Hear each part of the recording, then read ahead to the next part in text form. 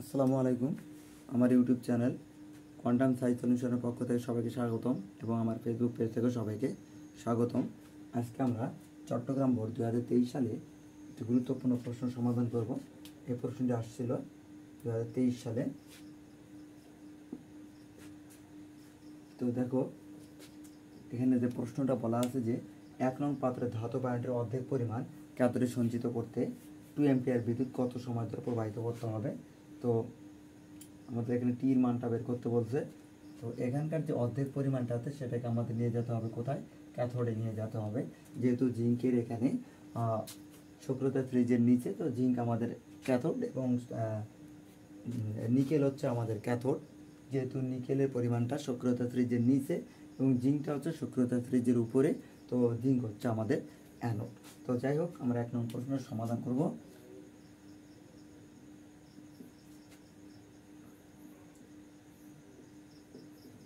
আমরা জানি W = SMB by 1000। S এর মানটা এখানে দেখো 0.5 অ্যাম্পিয়ার। আণবিক ভর, জিঙ্কের আণবিক ভর হচ্ছে 65.5 গ্রাম এবং ভি হচ্ছে কত, 20 মিলি। এস এর মান হচ্ছে 0.5, এম হচ্ছে 65.5, 1000। তো আমরা এটা ক্যালকুলেশন করে ফেলি। 0.5 গুণন 65.5 গুণন 20,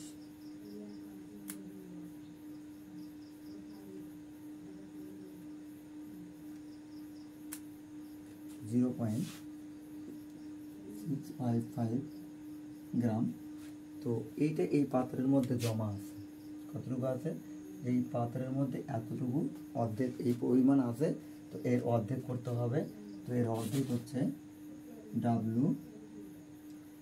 0.655 বাই 2,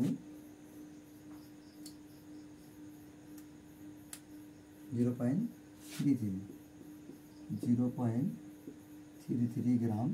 এবং এই পরিমাণ গ্রাম অর্ধেক আছে, এইটাকে আমাদের এখানে জমা করতে হবে। তো আবার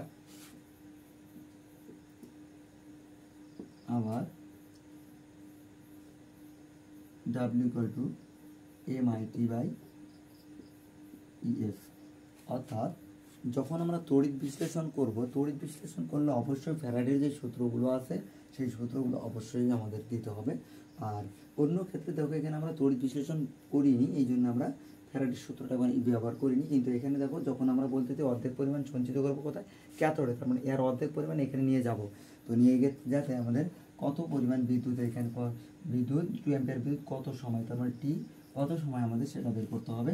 তো এখানে এম ওইটাই হবে, যেহেতু এইটাকেই আমরা ওখানে নিয়ে যাব। তো দেখো, এম এর মান 65.5, তো আয়ের মান হচ্ছে কত, 2 অ্যাম্পিয়ার।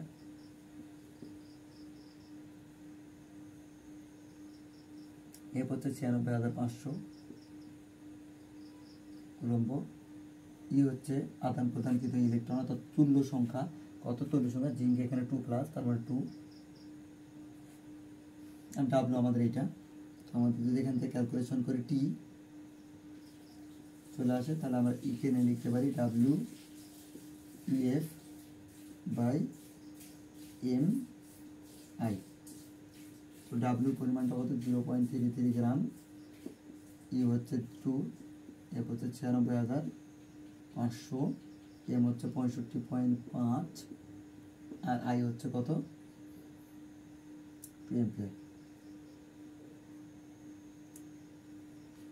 এখানে যদি আমরা করি 0.33 গুণন 2 গুণন 96,500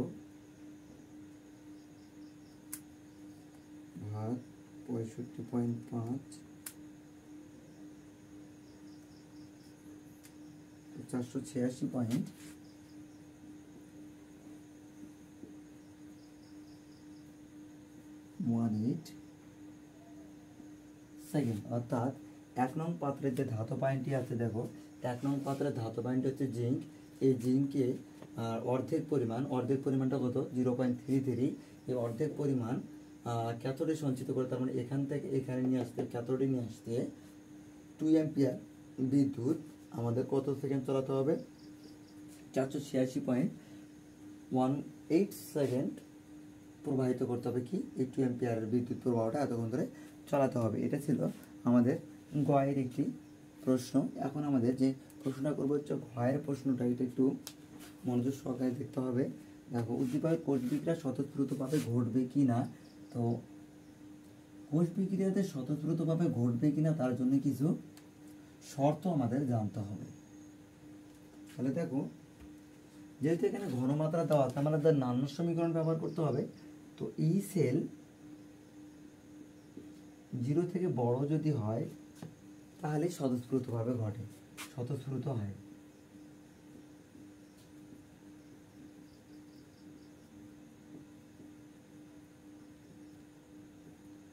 তার মানে ই সেলের মানটা যদি 0 থেকে বড় হয় স্বতঃস্ফূর্তভাবে ঘটবে, আর যদি ই সেলের মানটা 0 থেকে ছোট হয় স্বতঃস্ফূর্ত বিক্রিয়া হয় না। তার মানে ধনাত্মক হলে স্বতঃস্ফূর্ত বিক্রিয়া হবে, কিন্তু ধনাত্মক না হলে স্বতঃস্ফূর্ত বিক্রিয়া হবে না। তো উদ্দীপকের কোষ বিক্রিয়া স্বতঃস্ফূর্তভাবে ঘটবে কিনা তা আমরা দেখব। তার আগে কিন্তু আমরা বলে নিই যে এই বিক্রিয়ার মধ্যে অ্যানোডকে ক্যাথোডকে আমাদের এটা দেখতে হবে। তো আমরা জানি যে সক্রিয়তা 3, যে জিঙ্ক উপরে আছে, নিকেল হচ্ছে নিচে আছে, সেই ক্ষেত্রে আমরা জিঙ্ক হচ্ছে অ্যানোড আর নিকেল হচ্ছে ক্যাথোড। তো আমরা যারা দুর্বল স্টুডেন্ট তাদের কিন্তু এই বিষয়টা মনে রাখা, যেহেতু জিঙ্ক উপরে আছে নিকেল নিচে আছে, এই যে বিষয়টা কখনো কখনো করে মনে থাকে না। তো আমাদের মনে যেহেতু থাকে না, সেটা কোনো একটা উপায় আমাদের এমনভাবে সিলেক্ট করতে হবে যেন ওটা অ্যানোডি হয়, এটা ক্যাথোডি হয়। দেখো, এখানে আমাদের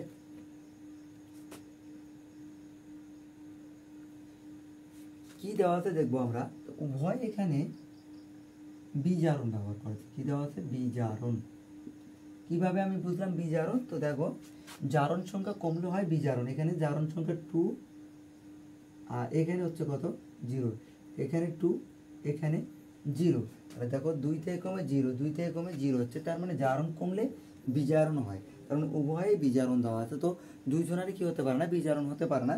কারো একজন জারণ হবে, কারো একটা বিজারণ হবে। দেখো আবার উভয়ে মাইনাস, এখানে আমি বুঝতে পারতেছি না কার বিজারণ বেশি হলে ক্যাথোড হয়, যার বিজারণ বেশি সে হয় ক্যাথোড, কিন্তু আমি বুঝতে পারতেছি না আসলে বিজারণ কোনটা বড়, দুটাই মাইনাস। তাহলে উভয় মাইনাস, কি উভয় মাইনাস, ছোট সংখ্যা বড় হয়, ছোট সংখ্যা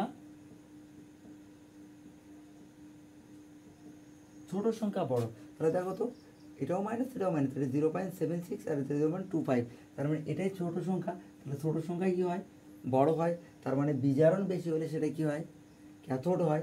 তার মানে এটা কি জারণ। তার মানে এটা হচ্ছে অ্যানোড, এটা হচ্ছে ক্যাথোড। তো দেওয়া আছে, দিয়ে লিখি আমাদের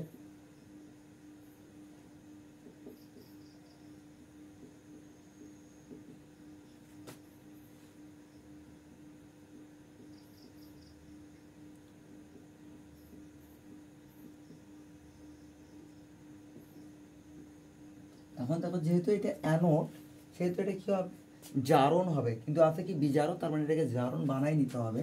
তো আমরা যদি জারণ বানাই নিই তাহলে কীরকম হবে, ই নট, এটা এইদিকে চলে আসবে, জিঙ্ক 2 প্লাস। দেখো এখন 0 থেকে 2, তার মানে জারণ সংখ্যা বাড়লো, তাহলে মাইনাসটা হয়ে যাবে কি প্লাস 0.76 ভোল্টেজ। আর ই নট নিকেল 2 প্লাস, যেহেতু এখানে নিকেল ক্যাথোড, তো ক্যাথোডে আমাদের বিজারণ লাগে, তো বিজারণ করাই আছে, তো আমাদের এটা কোনো পরিবর্তন করতে হবে না। তাহলে এখানে আমরা মানটা সরাসরি রেখে দেবো 0.25। তো যেহেতু দেখো এই বিক্রিয়াটা বা এই কোষটার মধ্যে আমাদের কি দেওয়া আছে, ঘনমাত্রা ব্যবহার করা, তো অবশ্যই নান্নর সমীকরণ ব্যবহার করতে হবে। আর নান্নর সমীকরণের প্রথম শর্ত হচ্ছে কোষ বিক্রিয়া করতে হয়। তো আমরা দেখলাম জিঙ্ক এখানে অ্যানোড, তাহলে অ্যানোডে জারণ বিক্রিয়া,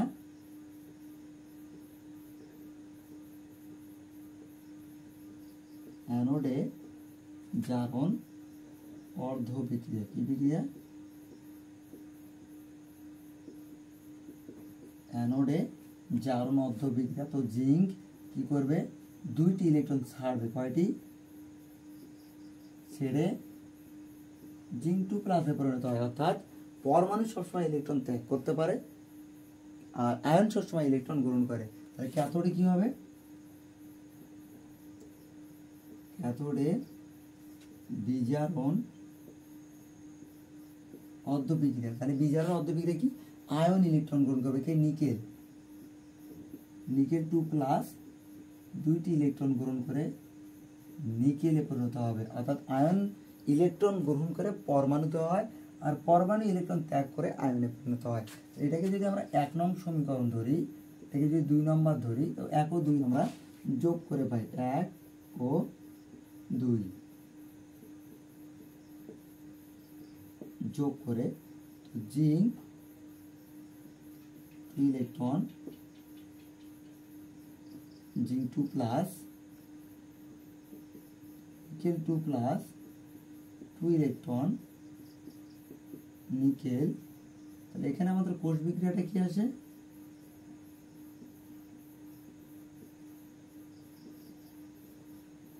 কোষ বিক্রিয়াটা দেখো, এটা কাটা যাবে, zinc nickel 2+,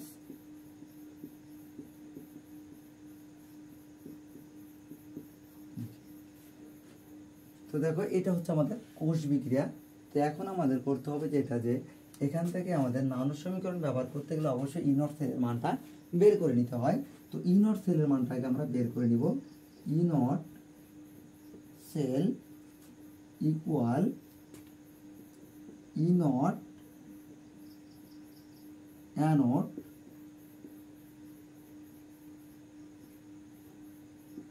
OX plus E naught cathode red. তো দেখো অ্যানোডের মানটা কত, জিঙ্কের মানটা হচ্ছে 0.76 প্লাস -0.25। তো আমরা যদি ক্যালকুলেশন করি, তো মাইনাস ফেলাতে মাইনাস হয়ে যাবে, তো 0.76 মাইনাস 0.25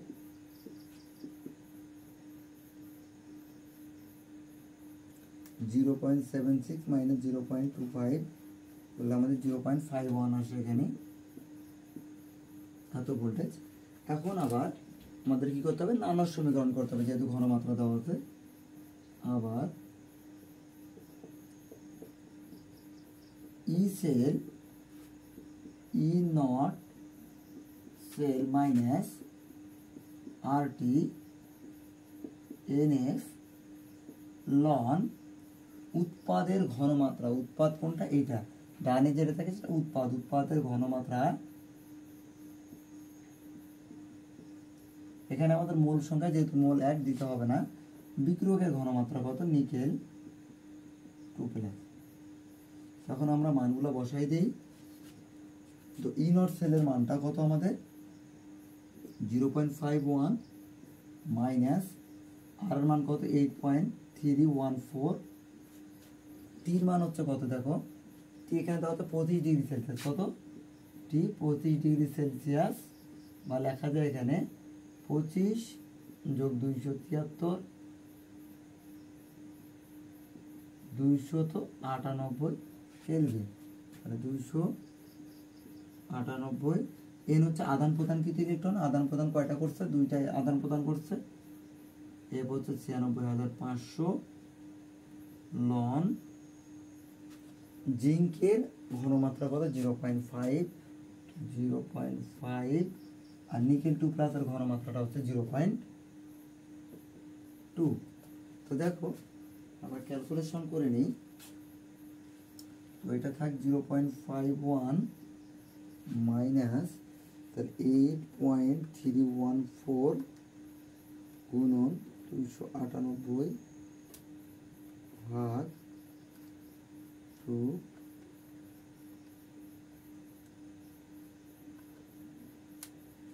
এইটুকুর জন্য আমাদের এইটুকুর যে ক্যালকুলেশন সেটা হচ্ছে আমাদের 0.013 এইটুকুর জন্য আমাদের আসে। এখন আমরা লনের এই মানটা বের করবো। লন 0.5 ভাগ 0.2, এদিকে আসে আমাদের 0.91।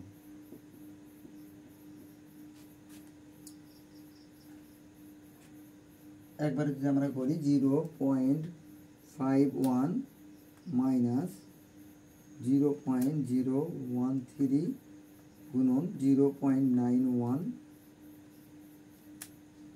আমাদের আসে 0.498 ভোল্টেজ। তো আমাদের ইনর সেলের মানটা যেটা আসলো কি, এই ই সেলের মানটা 0 থেকে বড় আসলো ধনাত্মক। কি আসলো? ধনাত্মক। অতএব বলতে কি বিক্রিয়া স্বতঃস্ফূর্ত হবে কিনা, অতএব বিক্রিয়াটি স্বতঃস্ফূর্ত হবে।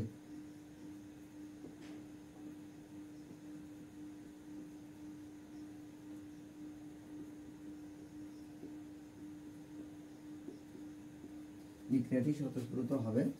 তো যাই হোক, তো দেখো যদি কখনো ঘনমাত্রা দিয়ে থাকে আর যদি বলা হয় কোষ বিক্রিয়া নির্ণয় করো, বা তোমাদের বলো যে পাত্রে রাখা যাবে কি না, এরকম যদি বলা থাকে পাত্র ক্ষয় হবে কি না, স্বতঃস্ফূর্ত হবে কি না, সেক্ষেত্রে অবশ্যই এই ঘনমাত্রার কারণেই তোমাকে কী করতে হবে, নার্নর সমীকরণ ব্যবহার করতে হবে।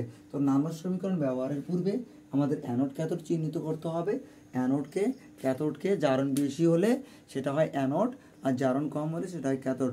বিজারণ বেশি হলে সেটাই হয় ক্যাথোড, আর বিজারণ কম হলে সেটা হয় অ্যানোড। তো আমাদের অ্যানোড ক্যাথোড চিহ্নিত করার পর আমাদের কি করতে হবে, অ্যানোডের জারণ বিক্রিয়া করতে হবে, ক্যাথোডের জারণ বিক্রিয়া করতে হবে। যদি ইলেকট্রন সমতা না থাকে তাহলে নিচের এর ইলেকট্রন দ্বারা একে গুণ করতে হবে, আর ইলেকট্রন দ্বারা একে গুণ করে ইলেকট্রন সমতা করে নিতে হবে। তারপর আমাদের দুটায় সমীকরণ যোগ করে দেবো, কোষ বিক্রিয়া লিখবো, ইনর সেলের মান বের করে নিব, ই সেলে আবার নার্নর সমীকরণ ব্যবহার করে আমরা বিক্রিয়া দেখবো যে আসলে এখানে আমরা ইন সেলের মানটা ধনাত্মক পাচ্ছি না ঋণাত্মক পাচ্ছি। যদি ঋণাত্মক হয় তাহলে বিক্রিয়া স্বতঃস্ফূর্ত হবে না, আর যদি ধনাত্মক হয় অবশ্যই বিক্রিয়া স্বতঃস্ফূর্ত হবে। তো এই ছিল আমাদের চট্টগ্রাম 2023 বোর্ডের একটি গুরুত্বপূর্ণ সৃজনশীল সিকিউ। অর্থাৎ এইরকম প্রশ্ন, ঘয়ের মতো প্রশ্ন একাধিক তোমরা পাবা। অবশ্যই তোমরা এটা টেনে টেনে না দেখে, এবং তোমরা তো অবশ্যই দেখবা, তোমরা যারা আমার ফলোয়ার তারা দেখবা, এবং আমার পড়ার বাইরে তোমরা অবশ্যই তোমার বন্ধুদেরকে মেনশন করবা, যাতে তোমার দ্বারা তোমার বন্ধুরা অবশ্যই ভোগী হতে পারে। অর্থাৎ আমরা যদি মানুষের সেবা করি তো আল্লাহ আমাদেরকে অবশ্যই সেবা করবে।